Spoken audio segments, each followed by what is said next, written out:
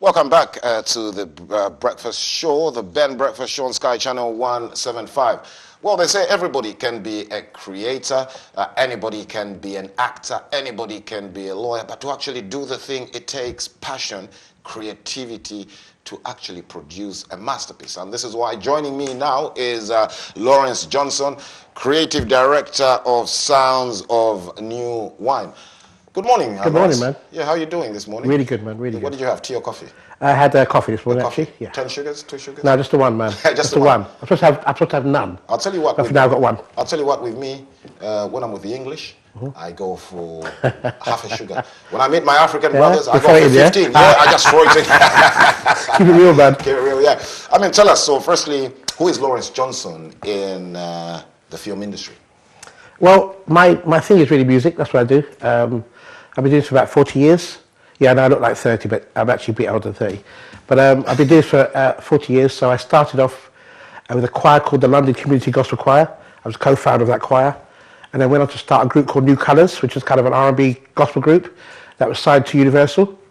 And then after that, I started working with different artists. Like I worked for Simon Cowell for about 10, 15 years, coaching all of the X Factor winners, Girls Aloud, Lamar, Westlife, all the pop bands. So that's what I did. All right, going back to when you started, why did you go for gospel? As because a lot of, I mean, I'm seeing the modern industry now. A lot of people are singing gospel. I don't know if it's for commercial purposes or it's for actual faith. But then you look like you took it way back, and then gospel music in the days wasn't very lucrative in terms of commercial returns. Yeah. So I mean, why did you go for gospel? The reason why I went for gospel is because my faith. I'm a Christian, and we were brought up in a Caribbean family. So if anybody knows about Caribbean families, you had to go to church. There was not a conversation. Mum and Dad said, "Look, get your stuff on. We're going to church." So at a young age, I went to church. But I think over the years, I kind of decided to have my own decisions about things, and I just kind of threw myself to music. And church is such a great breeding place for music, where talent, you're able to express yourself in church like you can't do in maybe some other forms of music. And that was where it all started from. All right, brilliant. I mean, everybody has, their first break in what they do. My first break in presenting was presenting in front of my mum. So, I mean, tell us, what was your first break in music where you said, well, this is it? Well, I started this choir, London Community Gospel Choir, and we got a phone call. We hadn't done any shows yet. I had a phone call from a guy called George Martin. Now, if anybody knows George Martin, he's the guy that produced the Beatles. And, the Beatles are very popular in this country, in America. And they called, we went to see him. I was about 17, and I went with my mentor, Basil Mead, and we went to see him. And the first thing he said to us was, look, we want you guys to work with Paul McCartney on a film. So it wasn't even just singing. My first thing I did at 17 was a film, a backing track for a film called Give My Regards to Broad Street. And that's kind of when I thought, well, I've started already. And you can tell when it was ordained by God, because I came in from the top, and God has always been using me in a way to be able to help other people. So I kind of fell in love with music, and the thing for me, which is more important, is to be able to touch lives and change lives and help other youngsters coming up. All right, brilliant. Well, let's get into the nitty-gritty. The Aladdin Walt Disney Studios motion pictures that I've got here in front of me. Yep. Disney's Aladdin is a thrilling and vibrant live-action adaptation of the studio's animated classic, which is the exciting tale of Charming Street. I just love the words. I just love. It sounds very impressive, right? Yeah, quite impressive. It's not just your basic written English. Right. So tell us more about this, Lawrence. Well, Aladdin is a well-known cartoon. I had a phone call last year from Alan Menken, who's a guy that wrote things like Pocahontas, Hunchback of Notre Dame, Beauty and the Beast, Tangle, all that kind of stuff. As a kid growing up, I always felt I'd love to be able to do something with Walt Disney during the time of between 17 and 18 and 19. Never happened. Then I got a phone call last year saying, we'd love you to work on the film with Will Smith. And so I did music, obviously. And I thought to myself, wow, this is amazing. And I thought to myself, but you guys flew from America. You could use anybody.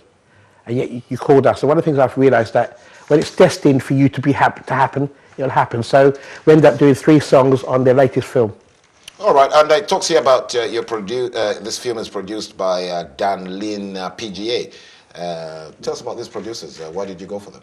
Well, as I say, I didn't actually go for the producers. What happened, I just did the music. So my job was really to just do the 3 songs on the album. And what are the 3 songs? One is called Prince Ali. Okay. The other one is called Commercial Break. No, I think we forgot a Commercial Break.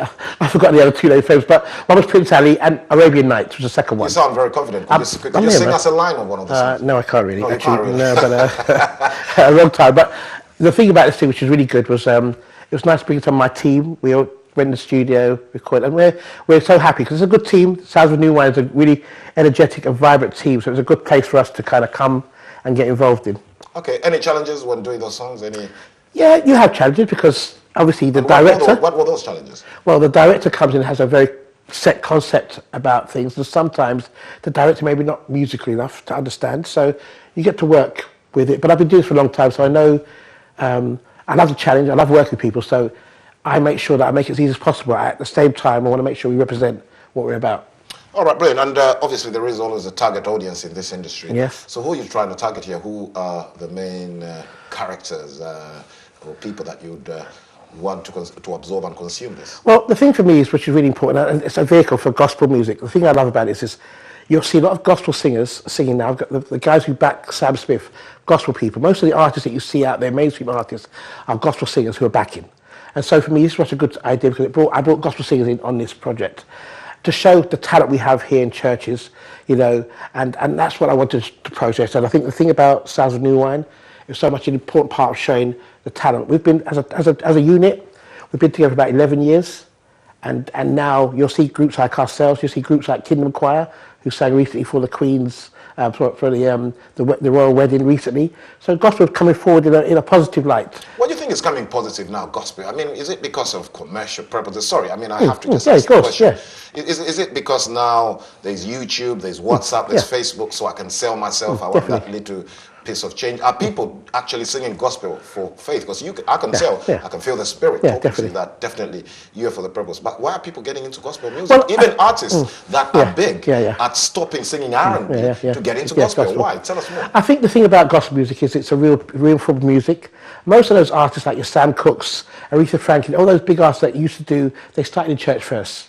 They learnt their craft in church first. So there's always a coming back. For us who have been doing gospel, who are real about our music, we love the fact it changes lives. And anybody who doesn't, even if you're not Christian or not, when you hear gospel music, there's something about it. Whether you're an English person, what is it about it? It's the inspiration. It's that kind of connection with people because it's when you hear a really good gospel song or singer. If you watch Britain's Got Talent and a gospel singer sings, everybody, whether you're Christian or not, you feel it. And that's that form. It does connect with the soul because it's a soul music. It has that inspirational contact with you and people generally. So that's how it works. All right, and you just mentioned earlier, I think during the opening of this chat, that you've worked with some big names, some celebrities. Who are they? For a few years, been George Michael, Stevie Wonder, Mary J. Blige. Mary J. Blige. Let's start with the lady first. How was it working with Mary J. Blige? How did you get working or involved with Mary J. Blige? Well, the record company called and asked I had a group called New Colours at the time, and she was doing a TV show. So she wanted to have singers, and apparently they were sending singers to her that worked from gospel backgrounds. And so they called my band New Colours. We went and met her. So she said to us to sing a song. It was a song, You Make Me Feel Like a Natural Woman. And so we started singing that song, and we sang the first 4 or 5 bars, and she went, "You're in, let's do it."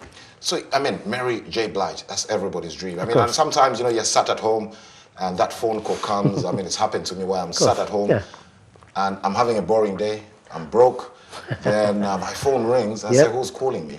Then it's good news. Yes. So share us your experience. Where were you when you got that phone call from Mary J to say you're going to work with Mary J? Share us that experience. Were you at home? Were you driving? Yeah, I was at home, and I remember the record company calling me. What had happened? I'd seen her a few years before, and I saw people work with her, and I kept thinking to myself, that's the wrong people. She needs gospel people, not just any singer, because sometimes record companies will pick someone because they have a certain look. They have to look a certain way to put behind. But anybody knows about singers like Mary J. Blige, she'll want the real stuff. She don't care what your size is, if you're tall, short, as long as you can sing. And so I put my band together, and straight away the connection was there. And we went in there, she went, let's do it. So how's it when you met her? Were you shivering? Were you like first nervous, like what's big celebrity? What was her state? To be honest, she was really calm. She probably a little bit shy. I've been doing it for a few years before that, so it's nice to meet her because obviously you've heard the records and you've heard the records and seen her. But she was very down to earth, very low key, not too kind of expressive like some artists are. And she made us feel very relaxed. And because obviously she's established herself over the many years. So it was really good to just work with her. All right, and what did you learn working with her? Just work ethics. Work ethics. Work ethics. She just come in there, she just does the work, she doesn't play around, and that's something that stuck with me. Yeah, back to work ethics, that's quite a very important point that you've made, because we keep reading that so many young people want to be artists, but the work ethic is very below average. How important is work ethics in music, and what sort of work ethics is going to make you successful as an artist? Well, I think one of the things you have to do is have a pride, definitely know it's a calling you want to do. And that means you may have to go a journey that you may not want to go. And so, for example, I know that it's taken me, as I said before, I wanted to do something for Disney when I was 17. I ended up doing it at 57. But I stayed the course. I stuck in there, and it happened. So my thing is, there's a way of doing things. Treat people with respect. Everyone you see in the business, respect them. Doesn't matter where it is. I remember once I was with Simon Cowell, and we came in a room, and I was working with an artist called Leona Lewis, and he walked in the room, and before he came to Leona Lewis and myself, there was a guy sweeping the floor, and he went up to him and shook the guy's hand and said, "Oh, by the way, I'm Simon Cowell." Now, you'd think probably someone of that magnitude would probably ignore those people, and it's important, everybody on the road is important to you. And that respect that we have, that we should be spreading, especially among us culturally, something that's really important for us as black men. Never to forget.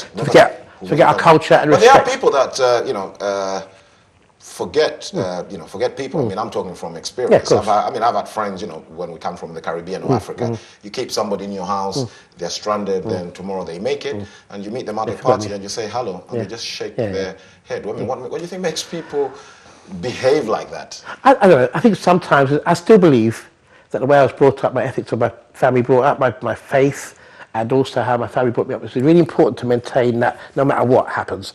I'm not going to be compromised because that. There are times when, for example, I may go to a particular situation where I feel uncomfortable. What I won't do is compromise who I am. That's one thing I won't do. But that takes a while. I mean, as I said, I've been doing it for a long time. And, in the early days you make mistakes, and it's over that process how you grow.